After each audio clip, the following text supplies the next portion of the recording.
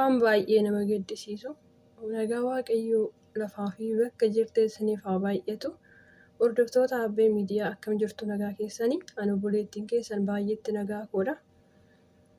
Inni nagaa nuuf kenne maqaa Waaqayyoo eebbifamu. Waan baay'ee nama gaddisiisu dhugaa Waaqaa jechuudha. Obboleettiin suuraa ishee asirratti argaa jirtan kun abbaa manaa isheetiin jechuudha. Abbaa manaa isheetiin biyya Misir Kaayiroo keessatti abbaa manaa isheetiin lubbuun ishee darbe jechuudha. Waan nama gaddisiisu dhugaa dhalli namaa baay'ee garaa walitti jabaate obboleettiin kun akka odeeffannoo dhageetti jechuudha. Heerumtee kan ji'a 5 duwwaa jechuudha. Heerumtee kan ji'a 5 duwwaa osoo abbaa manaa ishee wajjin jiraachaa jiranuu abbaan manaa ishee kun mana keessatti oduma wajjin jiraachaa jiranuu abbaan manaa ishee kun callisee bilbila hiriyoottan isaarraa maatii isaarraa cufateedhaan. Inni cufatee ishee ajjeesee raawwateetu mana keessatti gatee bahee biraa badeedhaan. Hiriyoottan ishee barbaadanii gaafa bilbila isheetiin mokkoranii dhabanu iddoo ishee mana jireenya ishee dhaqan jiran. Gaafa mana jireenya ishee dhaqanu reeffi ishee mana keessa jiran. Abbaan manaa suni garuu hin jiru jedhan. Kan waan nama ajaa'ibu keessa dhugaa Waaqayyoo dhalli namaa baay'uma garaa walitti jabaate abbaan manaa kan lubbuu namaa baasu keessattuu gammachuu isaaniitirra odoo jiran hojjetan jechuun baay'ee salphaadha jechuudha. Ajjeesee reeffa manatti gatee bahee badeedhaan. Bakka inni jiru san beekanii hiriyoottan ishee garuu warri ollaatis poolisii yaamanii reeffa ishii gara mana yaalaa geessanii marammarsiisanii abbuma manaa isheetiin haati manaa ofii kan ajjeese jechuudha. Ajjeesee inni garuu hin jiru isheen duuteetti reeffi ishii mana keessa bubbuleera. Namni kun haga ammaa hin argamne akka sooshaal miidiyaa irratti argee odeeffadheetti jechuudha.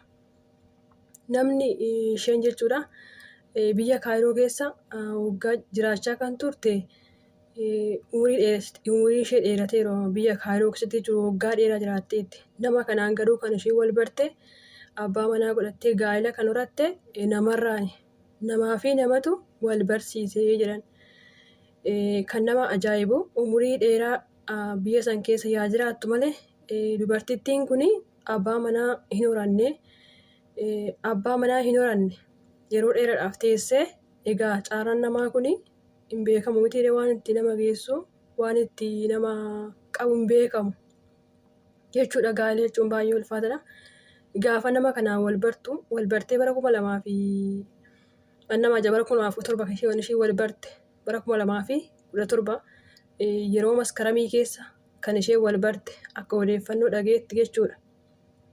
Wal bartee gaa'ela isaanii gaggeeffatanii innis nama ga'a isheen nama geessu haa ta'u malee kun ishee lubbuun ishee darbee jira.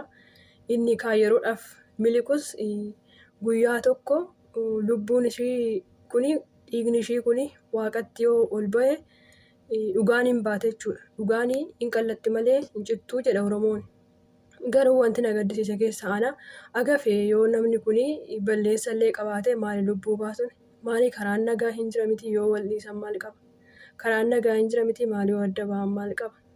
Amma lubbuu walii dabarsan. Innis amma lubbuu haadha manaasaa kana dabarsee nagaatti jiraatee boqonnaan jiraata sammuu nagaa jiraata? Ani garuu dhugaa dubbachuu fi namni tokko lubbuu namaa dabarse sammuu nagaa hin jiraatee yaadu jechuudha. Macheem sammuu nagaa hin jiraatu eenyumtuu jechuudha. Bibirrachaa gaaddisa ofii dheessaa kan jiraatu jechuudha. Kana amannaa immoo kanuma du'e iyyuu wayya jechuudha. Garuu Waaqayyo nutti haraaramu. Waaqayyo haraara isaatiin nu halaallatu. Namni bakka qalbiidhuma ta'e lubbuun namaa jechuudha. Wal ajjeesuu miidiyaa kana irratti waanuma gaarii hin argani. Garuu Waaqayyo inni gaarii fidu inni galmee waan hundaatuu garagalchu inni nagaa nu haa fidu inni biyya keenyaaf nagaa haa godhu maatii keenyaaf nagaa haa godhu.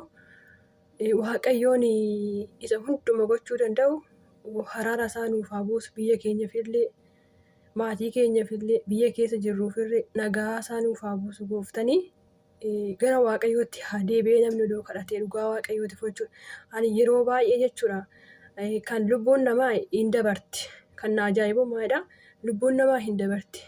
Yeroo Maaliif namni kun gaafa dhalatu kan inni du'e jechuudha. Garuu gaafa namni ajjeese namni gaafa wal ajjeesu baay'uma namatti dhaga'ama jechuudha. Maaliif namni du'uu hin qabu. Namni maaliif du'a? Namni maaliif nama ajjeesa? Namni nama ajjeesuu hin qabu. Namni akka nama ajjeesuuf kan aangoon kennameef hin jiru lafa kana irratti. Waaqayyolleedha. Yeroo isaa eeggate kan lubbuu namaa gara ofii isaatti fudhatu jechuudha. Kun garuu baay'ee nama gaddisiisa. Waan baay'ee nama gaddisiisu dhugaa waaqayyo waan dubbatan nama wallaalchisaa. Inniif nama dhiisiftu.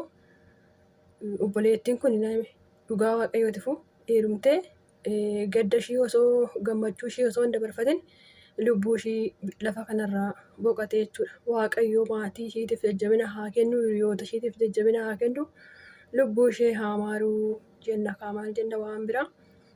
Waaqayyo sinaa eebbisuu, naaf eebbifamaa bakka jirtanitti nagaa naa ta'a hundumti keessanuu baay'ee sin jaalladha. Waaqayyo biyya keenyaaf nagaa haa buusu, waaqayyo biyya keenyaaf gammachuu haa kennu.